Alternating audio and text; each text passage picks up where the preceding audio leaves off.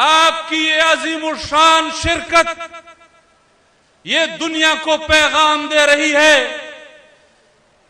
کہ پہلے دن سے اسرائیل مرد آباد تھا، اسرائیل آج بھی مرد آباد ہے، اسرائیل آج بھی ناجائز ہے، اور جب تک صفحہ ہستی سے اس کا وجود مٹ نہیں جاتا وہ ناجائز بھی ہے، وہ مرد آباد بھی ہے۔ مجھے فخر ہے کہ میرا تعلق اس جماعت کے ساتھ ہے جس جماعت نے دنیا میں ہر ظالم سے بغاوت کی ہے۔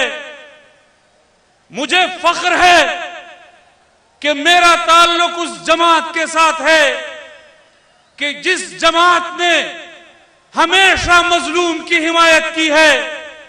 میری جماعت آج اسی فلسفے پر کاربند ہے، وہ مظلوم کی حمایت اور ظالم کی بغاوت کی اس فلسفے پر کاربند ہے، اور آج پشاور کی سرزمین سے وہ پیغام دے رہے ہیں اپنے فلسطینی بھائیوں کو، غزہ کے بھائیوں کو، کہ جس طرح ہم کل آپ کے شانہ بشانہ کھڑے تھے ہم آج بھی آپ کے شانہ بشانہ کھڑے ہیں، اور ہم جمعیت علماء اسلام کے پلیٹ فارم سے ہمیشہ ان کے شانہ بشانہ کھڑے رہیں گے۔ یہ جمعیت علماء اسلام کا اعزاز ہے، یہ جمعیت کا اعزاز ہے۔ جمعیت کے کارکنوں مظلوم کی حمایت کے لیے وہاں نہیں پہنچ سکتے، ہمیشہ جمعیت علماء اسلام نے اپنا پلیٹ فارم مہیا کیا ہے۔ آپ اس پلیٹ فارم کے ذریعے آئے ہیں، کھڑے ہوئے ہیں، آپ نے ان مظلوموں کو اپنی حمایت کا سیاسی پیغام بھی دیا ہے، اخلاقی پیغام بھی دیا ہے۔ آپ دنیا کی تاریخ اٹھا کر دیکھ لیں، جمعیت علماء اسلام نے کشمیر کے مسلمانوں پر کڑا وقت آیا، جمعیت علماء اسلام اور اس کے کارکن میدان میں کھڑے ہوئے۔ برما کے مسلمانوں پر کڑا وقت آیا، جمعیت علماء اسلام کے کارکن اور اس کی قیادت میدان میں کھڑی ہوئی۔ افغانستان کے مسلمانوں پر کڑا وقت آیا، آپ کی قیادت اور یہ کارکن میدان میں کھڑے ہوئے، اور آج فلسطین اور غزہ کے مسلمانوں پر سخت وقت ہے، کڑا وقت ہے، تو یہی جمعیت علماء اسلام کی قیادت اور یہ کارکن میدان میں ان کے شانہ بشانہ کھڑے۔ یہ آپ کا اعزاز ہے، اور مجھے فخر ہے اس جماعت پر۔ آپ نے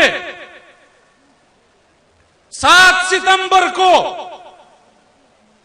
لاہور کے مینار پاکستان پر کھڑے ہو کر اس جماعت کے پلیٹ فارم سے جب ختم نبوت کے لیے نعرہ لگایا، عوام کا وہ سمندر وہاں سے پیغام جب دینے کے لیے گیا، تو اس پیغام کے بعد آج سے، اب سے نہیں، اگلی صدی تک بھی پاکستان میں کوئی ختم نبوت کے مسئلے کو نہیں چھیڑ سکتا۔ یہ آپ کا اعزاز ہے۔ ہر ظالم سے بغاوت اور ہر مظلوم کی حمایت،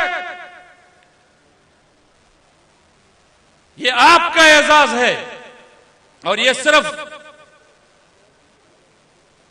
دنیا کے لیے نہیں ہے، یہ پاکستان کے لیے بھی ہے۔ پاکستان میں اگر کسی ظالم نے اپنے عوام کے مد مقابل کھڑا ہونے کی کوشش کی، جمعیت علماء اسلام اور اس کی قیادت ان کے خلاف بھی میدان میں آئی ہے۔ میں زیادہ لمبے اور ماضی میں نہیں جانا چاہتا، میں 2008 سے تاریخ اٹھانا چاہتا ہوں۔ 2008 کا الیکشن ہوا، جمعیت علماء اسلام کو سازش کے ذریعے اقتدار سے باہر کیا گیا۔ اور کیوں کیا گیا؟ کہ جمعیت علماء اسلام کی قیادت نے مقتدر قوتوں کو بتایا کہ آپ جس آپریشن کی طرف جا رہے ہیں وہ آپریشن اس خطے کے مسائل کا حل نہیں ہے۔ آپ نے اخلاص میں مشورہ دیا، آپ سے حکومت چھین لی گئی۔ 2008 آپ نے قبائل کے صورتحال پر آپ کی قیادت نے جرگہ بنایا، مقتدر قوتوں کو پیغام دیا اور ان کو بتایا کہ امن کا راستہ یہ ہے۔ انہوں نے آپ کے امن کی کوششوں کا مذاق اڑایا۔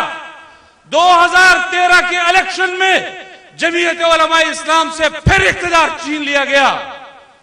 2018 میں فاٹا کے مرجر کے خلاف آپ میدان میں آئے، آپ کی قیادت میدان میں آئی اور آپ نے مقتدر قوتوں کو پیغام دیا کہ یہ فاٹا کا مرجر یہ پاکستان کے مفاد میں نہیں ہے۔ آپ کے اخلاص کا مذاق اڑایا گیا۔ 2018 میں آپ سے اقتدار چھین لیا گیا اور 2024 میں آپ افغانستان کے ساتھ ان کے تعلقات کو بہتر کرنے کے لیے میدان میں آئے۔ آپ فلسطین کے مسلمانوں کے ساتھ میدان میں کھڑے ہوئے، آپ کو پھر اقتدار سے باہر کر دیا گیا۔ تو میں آپ کی وساطت سے ان مقتدر قوتوں کو پیغام دینا چاہ رہا ہوں کہ آپ